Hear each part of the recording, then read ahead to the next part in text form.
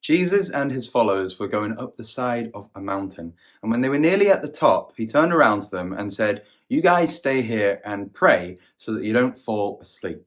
Then he went about a stone's throw away and prayed himself. He cried out to God with such anxiety and fear, "God, if there's any other way, please do it. Yet not what I want, but what you want."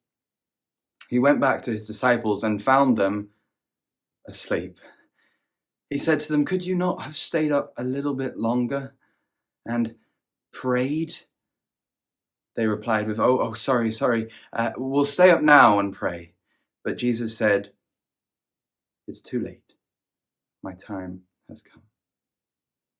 Just then, Judas turned the corner with a crowd of angry religious leaders who went up to Jesus, and Judas kissed him on the cheek so as to tell the group which one to arrest. In their panic, one of the disciples took a sword and chopped off the ear of one of the people in the crowd.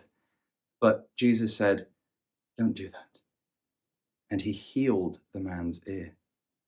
He said, "Why have you come at me with swords and clubs like I am some sort of robber? Were we not with each other in the temple for days and days, and you did not arrest me? Yet I understand that this has to happen."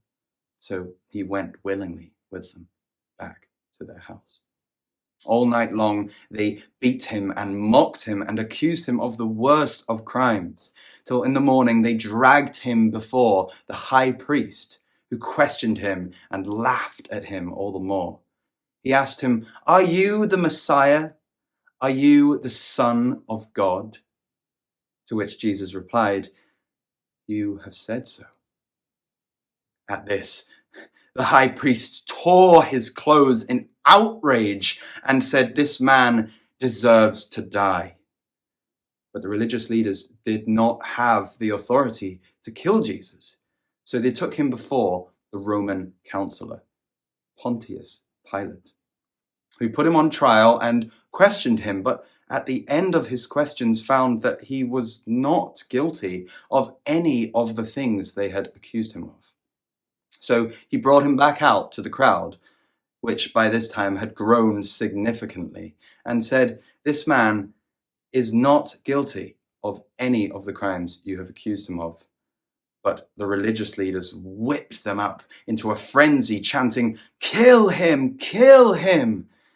And Pontius Pilate replied, "I have not found him to be guilty of anything. I will just have him flogged and sent away." But the religious leaders shouted all the more, "Kill him! Kill him!" till eventually Pilate gave in and handed him over to the Roman guards to be executed.